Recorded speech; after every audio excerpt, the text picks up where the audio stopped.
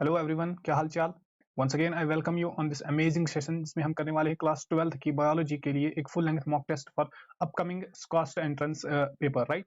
So let's get started without any delay. The first question is a population of genetically identical individuals obtained from asexual reproduction। याद रखना यहाँ पर asexual reproduction की बात हो रही है तो उनको हम बोलेंगे क्लोन, ठीक है। और क्लोन के बारे में और एक बात याद रखना, ये जेनेटिकली भी सिमिलर होते हैं प्लस ये मॉर्फोलॉजिकली भी ये सिमिलर होते हैं, ठीक है। तो यहाँ पर हमारा आंसर क्या हो जाएगा, option number 2, right.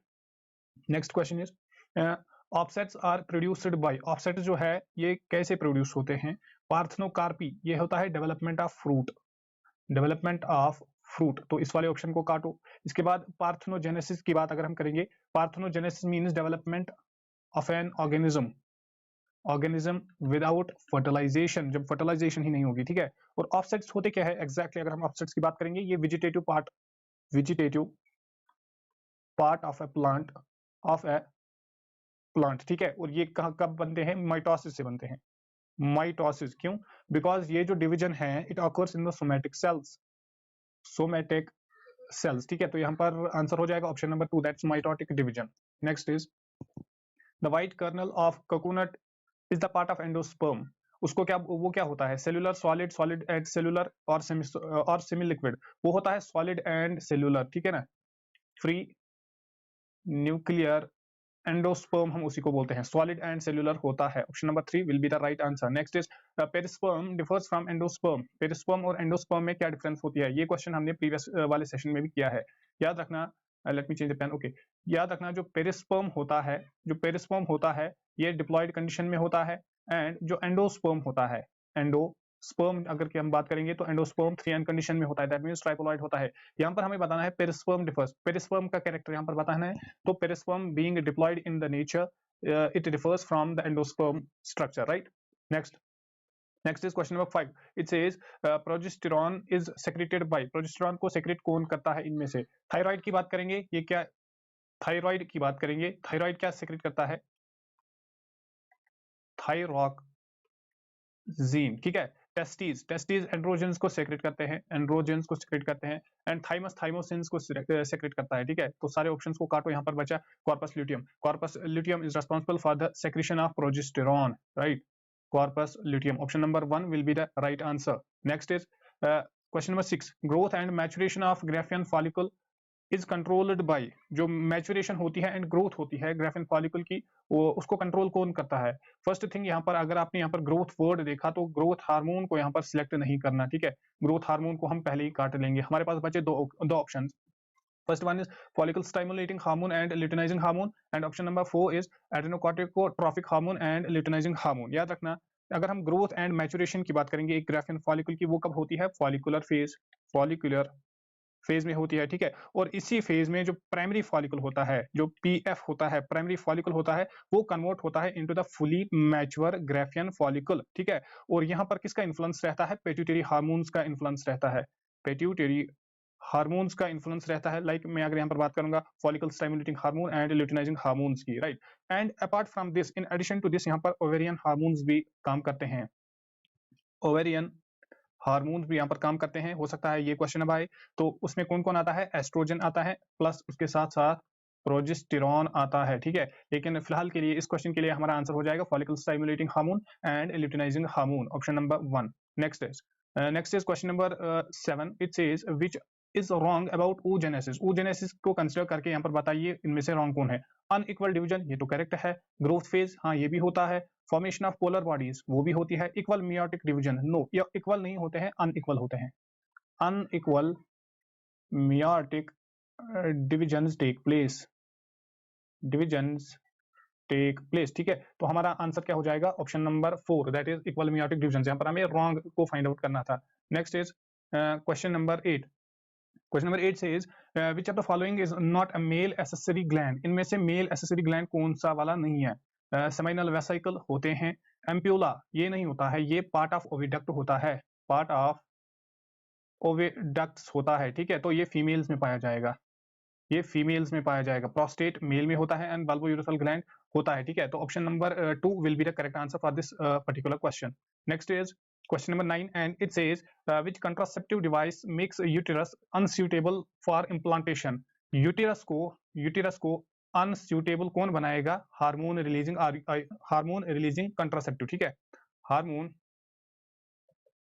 Releasing contraceptive, ठीक है। और इनमें से आप देखिए CUT कॉपर रिलीजिंग है, ये तो नहीं होगा। और प्रोजेस्टेरोन, ठीक है, option number 2 will be the correct answer. Lippes loop and multiload 375, ये दोनों IUDs है, ये दोनों हार्मोन रिलीज नहीं करते हैं। Next is question number 10, and it says oral contraceptive pill for the females developed by CDRI Lucknow is।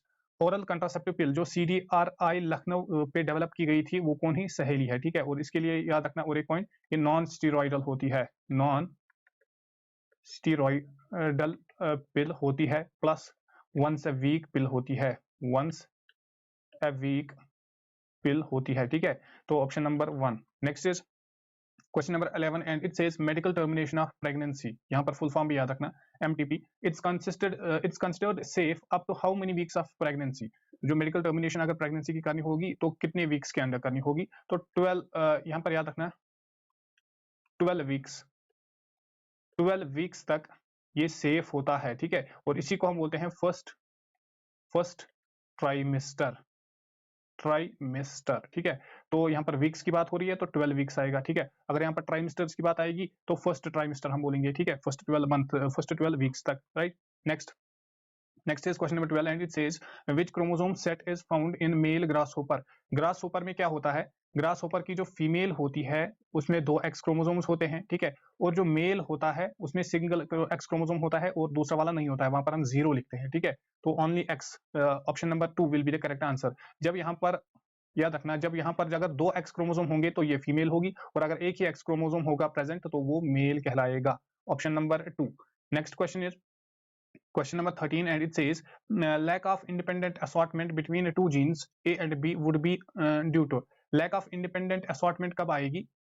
lack of independent assortment between the two genes A and B would be due to linkage। अगर linkage होगी that means independent assortment जो है वो absent होगी, वहां पर independent assortment की कोई भी चांस नहीं बनेगा। Next is question number 14, a genetic disorder common to Africa which reduces oxygen uptake is, इसको हम बोलेंगे सिकल सेल एनीमिया। इसमें जो RBCs होती है वो सिकल शेप्ड होती है, ठीक है। और उससे क्या होता है, जो वो RBCs है वो अपटेक ऑफ ऑक्सीजन प्रॉपरली नहीं कर पाते हैं, तो यहाँ पर हम बोलेंगे डेफिशिएंसी ऑफ O2 अपटेक यहाँ पर होता है, ठीक है। Next is question number 15, persons having genotype IA and IB। अगर एक पर्सन है जिसका जीनोटाइप है IA and IB, it would show the blood group as AB। इसका ब्लड ग्रुप क्या हम बोलेंगे? AB इसका ब्लड ग्रुप है। दिस इज बिकॉज, अब इसको AB ब्लड ग्रुप क्यों होगा? बिकॉज यहाँ पर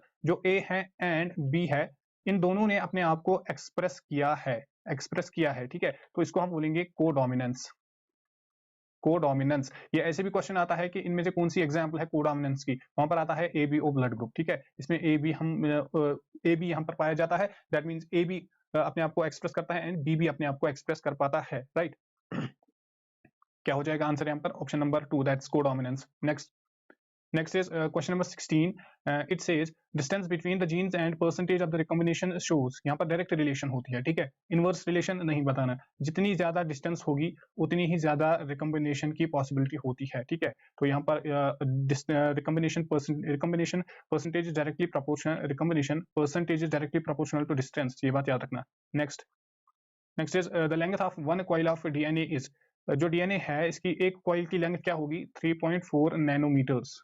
NCERT के अगेन इजी सा क्वेश्चन था। Next is question number 18, and it says enzyme required for transcription is. Transcription के लिए कौन सा एंजाइम रिक्वायर्ड होता है? देखो, DNA से हम जब RNA की एक कॉपी बनाते हैं इसको हम बोलेंगे ट्रांसक्रिप्शन हम इसको बोलेंगे, ठीक है। और RNA से हम फिर प्रोटीन बनाते हैं और इस वाली प्रोसेस को हम बोलेंगे ट्रांसलेशन, ठीक है। यहाँ पर बात हो रही है ट्रांसक्रिप्शन की, दैट मींस यहाँ पर कौन सा एंजाइम का यूज किया जाता है? RNA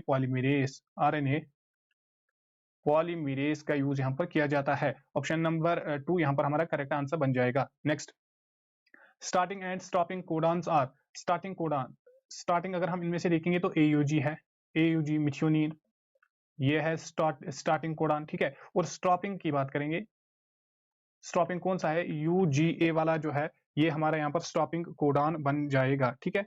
तो option number 2 will be the right answer. Next question is the most unstable RNA is, इनमें से सबसे ज्यादा अनस्टेबल कौन होता है, HNRNA।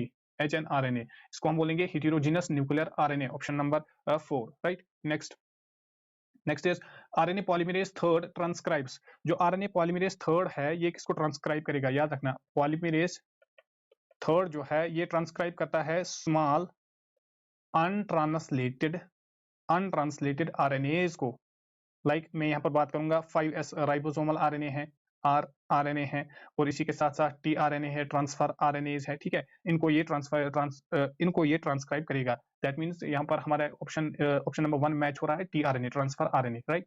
नेक्स्ट अगला क्वेश्चन जो है that is question number 22, lac operon, in lac operon inducer lactose serve as the enzyme substrate for beta galactosidase के लिए इंपॉर्टेंट क्वेश्चन है एंड पूछा गया है। मैं यहाँ पर बोलूंगा PYQ है, ठीक है। लैक ओपिरॉन में जो इंड्यूसर लैक्टोज होता है, जो इंड्यूसर लैक्टोज होता है, ये एक्ट करेगा एज एन एंजाइम सबस्ट्रेट, किसके लिए, बीटा ग्लैक्टोसाइडेज के लिए, जिसके लिए जी जीन क्या करता है, कोड करता है, ये भी याद रखना, जी जीन इसके लिए कोड करता है। Next, human genome project was initiated in, human genome project जो है इसको इनिशिएट कब किया गया था, 1990, ठीक है। Memory based question and again important question है। Next question number 24, in lac operon model the word operon stands for, lac operon जो है इसमें ये ओपिरॉन जो है इसका मतलब क्या होता है, इसका मतलब होता है group of genes with single promoter,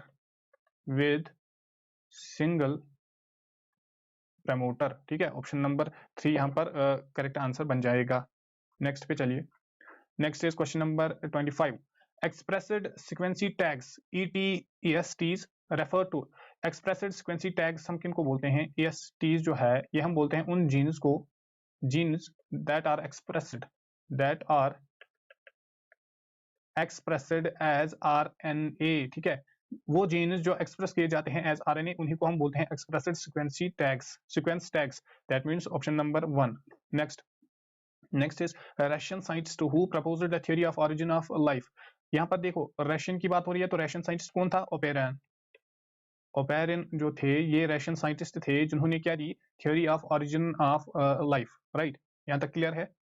next question is question number 27, according to Darwinism diversity as found in the Australian marsupials is due to, जो डार्विन की थ्योरी है, जो डाइवर्सिटी जो हम पाते हैं कहाँ पर, ऑस्ट्रेलियन मार्सुपियल्स में, वो क्यों है, adaptive radiation, convergent evolution, parallel evolution और पैरेलल रेडिएशन, इन दोनों को तो यहाँ पर काट लो, वो होता है due to adaptive radiation,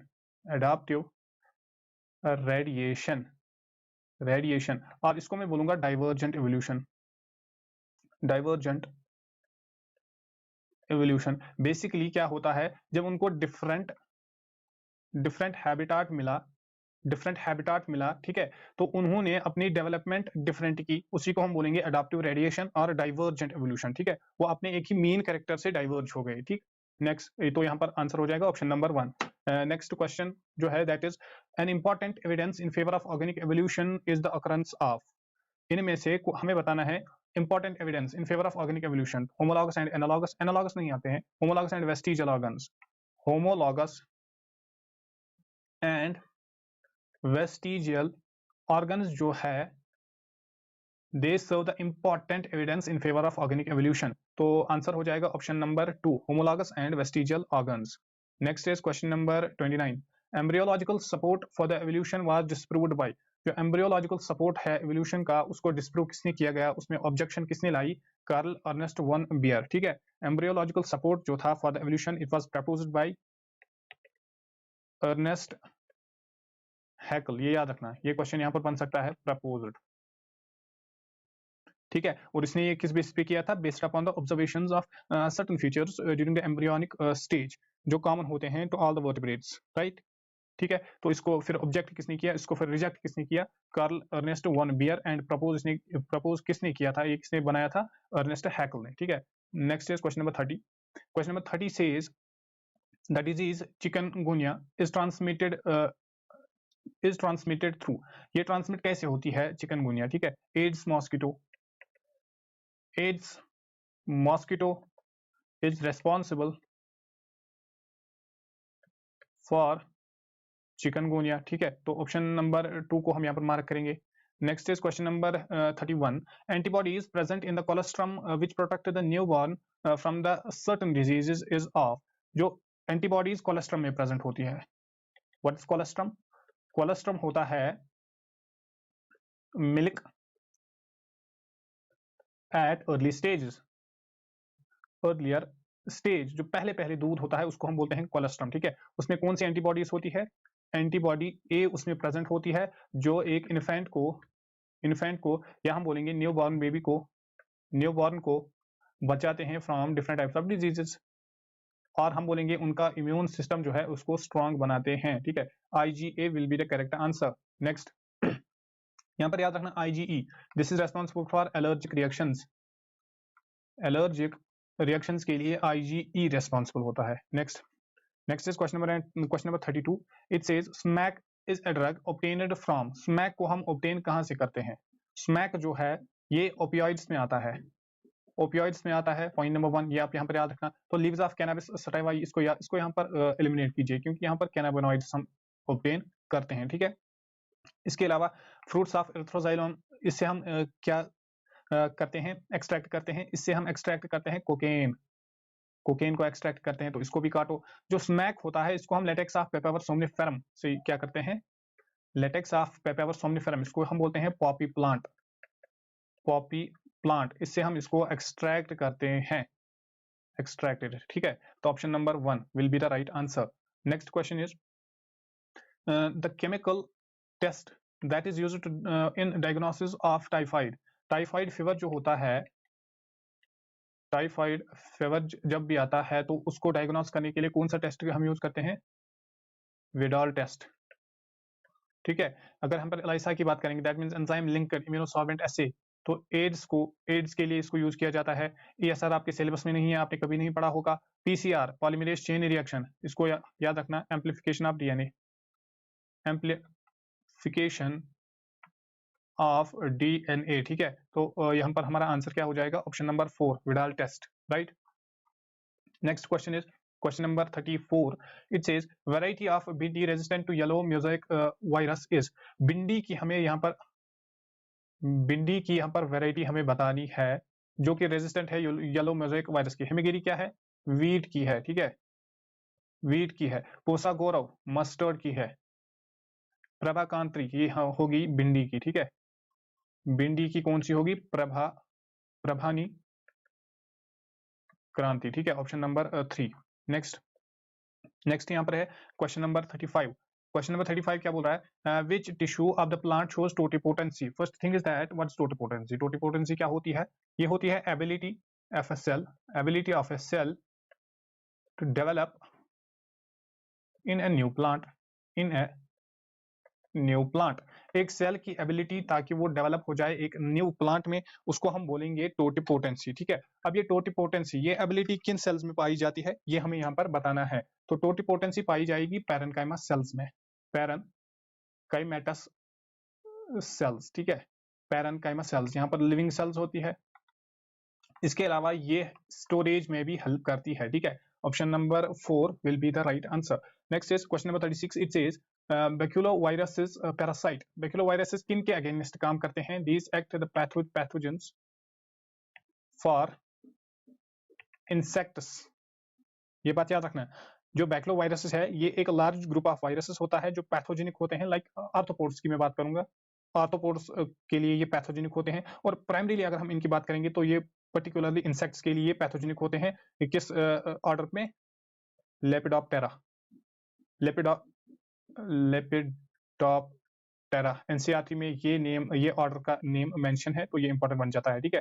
baculovirus parasite insects के अगेंस्ट ये पैथोजेनिक होते हैं, एंड पर्टिकुलरली अगर स्पेसिफिकली हम बात करेंगे तो लेपिडोप्टेरन्स के अगेंस्ट ये पैथोजेंस एक्ट करेंगे, right. Next is question number 37, association of roots of higher plants and fungi, roots of hair plants and fungi, उसको हम बोलेंगे माइकोराइजा, ठीक है। अगर लाइकन की बात करेंगे, अगर हम लाइकन की बात करेंगे, लाइकन हम किसको बोलते हैं? लाइकन बोलते हैं fungal plus algal association, algal association, ठीक है।